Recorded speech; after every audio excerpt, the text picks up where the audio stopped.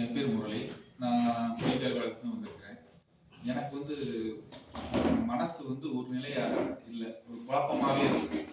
குழப்பமா இருக்கும். எந்த முடிவும் டக்குன்னு எடுக்க முடியாது. எது எடுத்தாலும் ஒரு பேசும்போதுனாலும் டப்புன்னு பேசிருவோம்.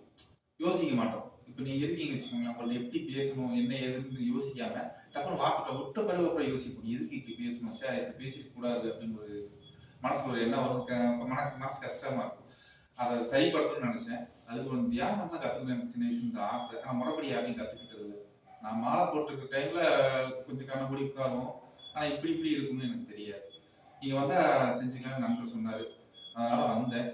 சிறப்பா இருக்கு. இருந்ததுக்கு இப்போ கொஞ்சம் நம்ம பேசும்போது அந்த சொல்லுது மனசுக்குள்ள. நிறுத்து இந்த இடத்துல பேசாத அப்படின்னு ஒரு ஆள் சொன்ன மாரி சொல்லுது. அந்த இடத்துல பேசி நிறுத்திட்டு யோசிச்சு பேச ஆரம்பிச்சிருக்கோம்.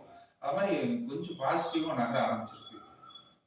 நம்ம இந்த உடல் சோர்வு, இந்த சுறுசுறுப்பா இருக்கும். அத சொல்ல மறந்துட்டேன்.